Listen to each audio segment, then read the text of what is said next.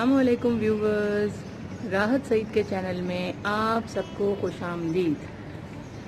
कितना खूबसूरत है ये सुबह का मंज़र।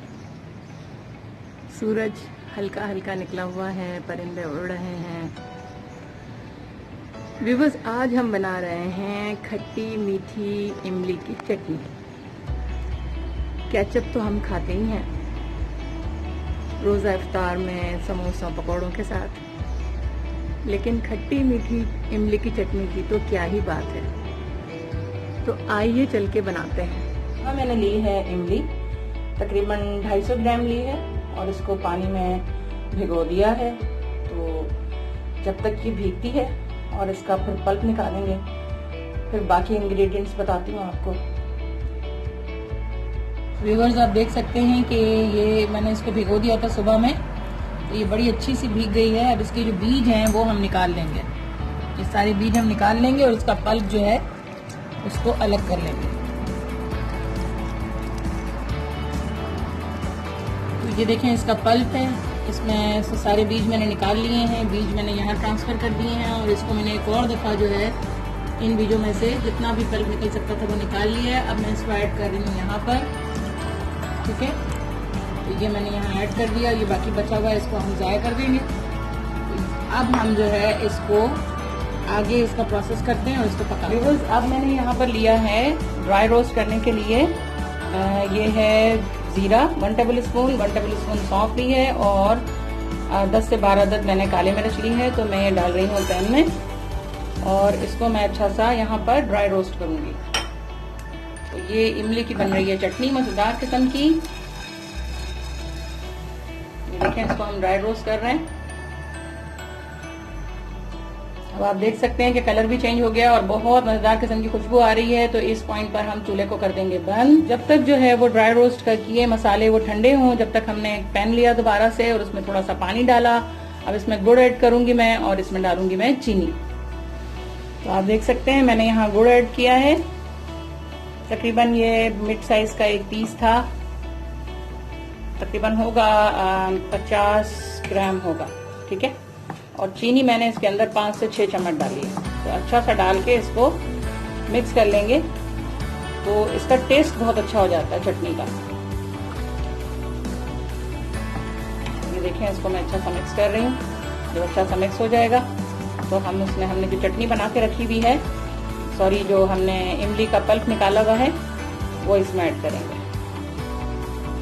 ये आप देख सकते हैं माशाल्लाह माशाल्लाह गुड़ इसमें घुल गया है फौरन से।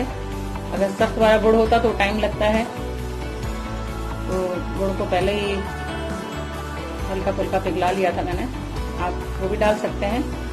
अच्छा, यहाँ पर मैं जो पल्प डाल रही हूँ मैंने उसे छाना नहीं है क्योंकि बिल्कुल साफ सुथरा है। अगर आपके पास ऐसी इमली हो कि जिसमें उसके जो है वो सख्त पार्ट रह जाए तो आप इसे जरूर छान लीजिएगा। तो अब ये देखें, इसमें जोश आ गया है। अब मैं यहाँ पर डालूंगी इसमें इमली।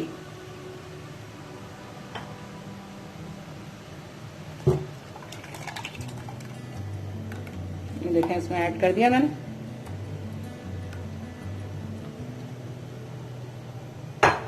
और इसको अच्छा सा मिक्स कर लेंगे और इसको अच्छा सा पकने देंगे।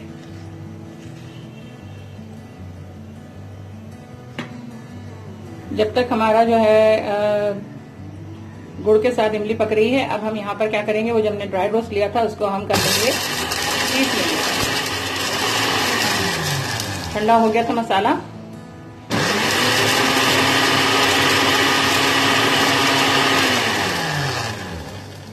ये मसाला हमारा पिस गया है। तो आप देख सकते हैं व्यूअर्स के माशाल्लाह माशाल्लाह शाइनी शाइनी सा इसका लुक आ रहा है। तो ये जो है चटनी को पहचानने का तरीका है कि आपकी चटनी जो है वो अब तैयार है। अब इस पॉइंट पर हम इसमें मसाले ऐड करेंगे, वो जो हमने पीस कर रखा था ना, मसाला जो हमने पीस के रखा था वो हम इसमें ऐड करेंगे। अब ये इसमें चला गया और इसमें डालूंगी मैं जो अदरक का पाउडर होता है, इसको सौंठ भी कहते हैं, क्योंकि अदरक का पाउडर वो इसमें ऐड करूंगी और मैं इसको अच्छा सा चलाऊंगी। तो देखिए माशाल्लाह माशाल्लाह सारे मसाले इसके अंदर अच्छे सा मिल गए हैं, ठीक है। अब इसमें थोड़ा सा कलर लाने के लिए इसमें लाल मिर्च डालूंगी और आपके घर के टेस्ट के हिसाब से आप इसमें लाल मिर्च, कुटी हुई लाल मिर्च डालिएगा और नमक भी आप हस्बे जायका जो नमक खाते हैं वो नमक डालिएगा। इसको अच्छा सा मिक्स कर लेंगे और फिर इसको 1-2 मिनट के लिए पकने के लिए छोड़ेंगे और फिर इसे उतार कर ठंडा कर लेंगे। तो जरूर बनाएं इस रेसिपी को।